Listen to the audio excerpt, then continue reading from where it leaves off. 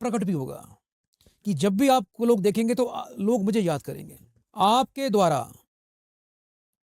प्रणीत पुराण संहिता आपके नाम से, गरुड़ पुराण के नाम से पूरे लोकों में, सभी लोकों में, विश्व में विख्यात हो जाएगी। तब गरुड़ जी ने श्री हरि को प्रणाम किया और गरुड़ी विद्या का प्रयोग करके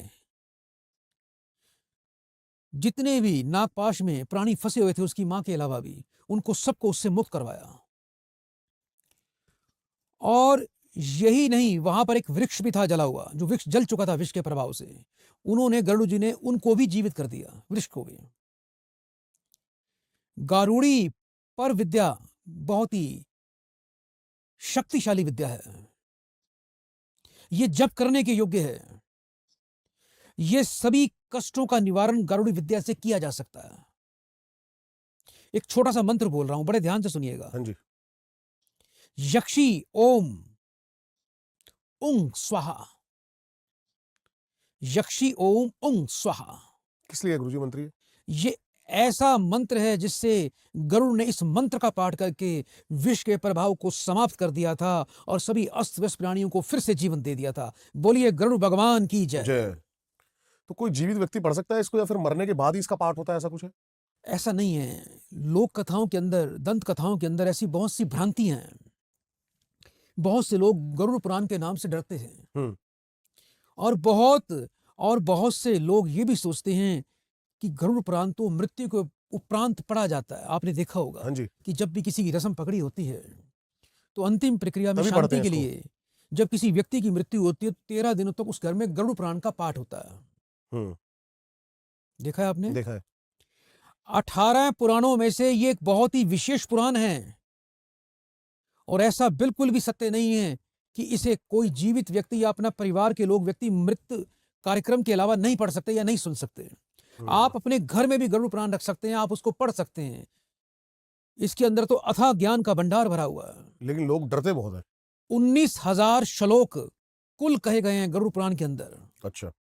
किंतु प्राप्त पांडु लिपियों में मात्र 8,000 श्लोक ही हमें मिलते हैं।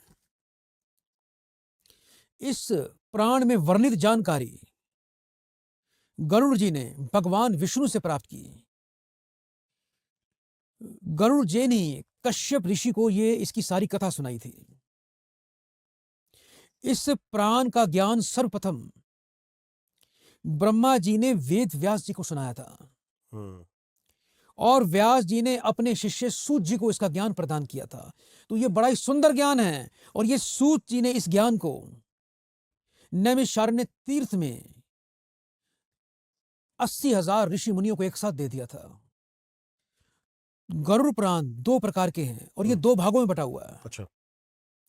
पूर्व खंड और उत्तरखंड। पूर्व खंड में गरुड़ पुराण की पूजा, दीक्षा, श्राद्ध, तीर्थ का महत्व, गया धाम का महत्व, भगवान विष्णु की भक्ति का विस्तृत महत्व, यज्ञ, दान, और यहां तक कि आयुर्वेद का भी इसमें उल्लेख किया गया है गरुड़ पुराण के अंदर जी। ये स्नान विधि इसके अंदर दी गई है, तर्पण विधि इसके अंदर दी गई है, और बहुत कुछ है। और जो उत्तराखंड है, इसको प्रेत कल्प भी कहा गया है। इसमें 35 अध्याय टोटल कहे गए हैं। 35 मरणासन व्यक्ति की अवस्था तथा उसके कल्याण के लिए अंतिम समय में किए गए क्रिया कृत्य का इसमें पूर्ण विधान बताया गया है। तो गुरुजी वो चीज रह गई, लेकिन कि क्या आदमी इसको रेगुलर पढ़ सकते हैं? और अगर पढ़ सकते हैं तो कितने दिन में इसका पाठ घर के अंदर हो जाना चाहिए, आपको लगता है? गरुड़ पुराण का पाठ अवश्य हर व्यक्ति को इसका ज्ञान होना चाहिए। आजकल की युवा पीढ़ी जो कुकृत्यों में लिप्त हो चुकी है, जिसे माँ बाप की आज्ञा का, माँ बाप के आदर सम्मान का भी ज्ञान नहीं रहा, जो किसी भी प्रकार के पाप करने से व्यक्ति हिचकता नहीं है, तो एक बार यदि आज के बालक, आज के युग के बच्चे, मैं तो ये भी कहता हूं कि गरुड़ पुराण का पाठ, अध्याय स्कूलों के अंदर भी एजुकेशन में लाना चाहिए। अच्छा। जानकारी होनी चाहिए बच्चे को जन्म से अगर जानकारी होगी कि पाप पुण्य क्या होता है और पाप का फल क्या है। जब तक आपको पाप की ओरिजिनल जानकारी प्राप्त नहीं होगी, इसका फल क्या होगा, उसके भयानक परिणाम के बारे में आपको पता ही नहीं होगा, तो आप पाप कर्मों से कैसे बचोगे। यहां तो हर व्यक्ति पाप करता चला जा रहा है, लेकिन उसके परिणाम के बारे में तो कोई सोचता है नहीं। गरुड़ पुराण के अंदर यही कहा गया है कि तू समझ जा, अगर तू इस लाइन पर चलेगा, अगर तू ये फलाना पाप करेगा तो तुझे इस तरह भयानक दंड भी प्राप्त होगा। जैसे कि हमारे कानून में मौत की सजा दी गई है।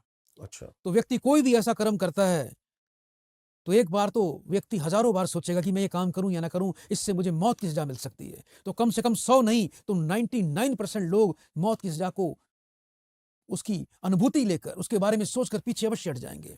लेकिन 1% कोई ऐसा कुबुद्धि होगा जो वो पाप कर्म करेगा। लेकिन हम अगर 99% को भी गरुड़ पुराण का ज्ञान देकर बचा सकें तो इससे हमारे भारत देश में भारतीय संस्कृति एक बहुत ऊंचाई पर जाएगी। और हमारा देश जो ऋषि मुनियों का देश है, जिसने इतना ज्ञान हमारे देश में भंडार मौजूद है, इतने पुराणों का ज्ञान मौजूद है, जब वो जन जन तक जाएगा, जब आज की युग तक जाएगा, आज की पीढ़ी तक जाएगा, तो आप सोचिए कि हमारे जीवन में आने वाली पीढ़ी का भविष्य कितना स्वर्णिम बन जाएगा। बिल्कुल सही कह रहे हो आप। क्या आप समझते हैं? बिल्कुल सही कह रहे हो आप ये बात। गरुड़ पुराण के अंदर स्वर्ग और नरक, रहस्य, नीति, धर्म और ज्ञान, इसका पूरा उल्लेख दिया गया है। इसलिए हर व्यक्ति को गरुड़ पुराण की जानकारी रखनी चाहिए। हर बच्चे को गरुड़ पुराण पढ़ना चाहिए। अगर एक बार किसी व्यक्ति ने गरुड़ पुराण पढ़ लिया तो वो बच्चा, उसकी अंतरात्मा स्वर्ण की तरह निखर जाएगी, उसके पाप सुनने मात्र से नष्ट हो जाएंगे। बहुत पावरफुल है। इसका पाठ करने से ही जो व्यक्ति अपने जीवन में विधि से एक बार गरुड़ पुराण का भी पाठ कर ले, वो व्यक्ति मोक्ष तक की प्राप्ति कर लेता है। हिंदू धर्म के अनुसार यदि किसी घर के अंदर किसी की मृत्यु हो जाती है तो 13 दिन तक उस घर के अंदर गरुड़ पुराण का पाठ किया जाता है। शास्त्रों के अनुसार कुछ आत्माएं तत्काल ही, जो पुण्य आत्माएं होती हैं, जो दिव्य आत्माएं होती हैं, वो तत्काल ही दूसरे शरीर में चली जाती हैं, उनका पुनर्जन्म हो जाता है। किसी को 3 दिन में भी जन्म प्राप्त हो जाता है, किसी को 10 दिन का भी जन्म प्राप्त, 10 दिन में भी मात्र जन्म प्राप्त हो जाता है, 13वीं से पहले ही। और कुछ को 1.25 माह भी लगता है। और यदि गैप को, इसकी लंबाई को देखा जाए तो ये अवधि 100 वर्ष की भी हो सकती है। ऐसे ऐसे महत्वपूर्ण जानकारी हमारे गरुड़ पुराण में दी गई है। ये ज्ञान हर बच्चे को, हर युवा को, हर स्त्री को, हर पुरुष को होना चाहिए। जो व्यक्ति गरुड़ पुराण एक बार मन से पढ़ लेगा, इसका श्रवण कर लेगा, उसे मोक्ष की प्राप्ति अवश्य होगी, वो पाप कर्मों से बच जाएगा। गुरुजी, जैसे पाप की बात करी हमने, आपने बताया कि अगर ये पढ़ेंगे तो पाप का लोगों को पता लगेगा, और सही बात है, वो थोड़ा डरेंगे जी। लेकिन गरुड़ पुराण के अनुसार मैं जानना चाहता हूँ कि महापाप, उसके अंदर क्या बताया गया है कि महापाप क्या है? जो इस संसार में जातक अपने हाथ से जीव हत्या करता है या किसी की भी हत्या करता है, जो जातक इस संसार के अंदर हरे भरे पेड़ों को काटता है, ये सबसे बड़े महापाप गरुड़ पुराण के अंदर कहे गए हैं। अच्छा। इससे बड़ा कोई पाप नहीं कि कोई व्यक्ति हरे पेड़ को काट रहा है, कोई व्यक्ति किसी दूसरे के प्राण ले रहा है। परमात्मा के बनाए हुए उस सुंदर संरचना को जो व्यक्ति नाश कर रहा है, उसे परमात्मा कभी बख्शता नहीं है। वो संसार का सबसे बड़ा घोर पापी है। इसलिए कहा जाता है कि आप गरुड़ पुराण को जरूर पढ़ें, क्योंकि जब तक आपको ज्ञान ही नहीं होगा, क्योंकि आजकल देख रहे हैं कि किस प्रकार वन कटते चले जा रहे हैं, पेड़ कटते चले जा रहे हैं। जब उसके पाप के बारे में आपको पता ही नहीं होगा, आप तो सहजता मान लेते हैं ये वृक्ष है, इसको काट दो। आपको ये नहीं पता कि इसके अंदर भी प्राण है, ये भी संजीव है, ये भी हमारी तरह प्राणी है। वास्तव में गरुड़ पुराण के अंदर मृत्यु के उपरांत क्या होता है, उसकी क्रिया और प्रक्रिया के विषयों में संपूर्ण जानकारी दी गई है कि मृत्यु के बाद क्या होता है। डरने लायक कुछ भी नहीं है।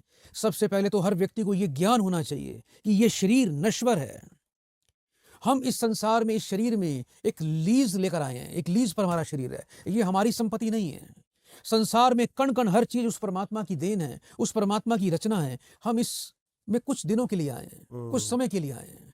मरना तो हर व्यक्ति को है, और मरने के बाद हर व्यक्ति को यह जानकारी होनी चाहिए कि आगे की किन अवस्थाओं से हमें गुजरना पड़ता है। आगे किस प्रकार के लोक परलोक होते हैं, आगे किस प्रकार के पाप कर्मों का फल व्यक्ति को अपने इस जीवात्मा को भोगना पड़ता है।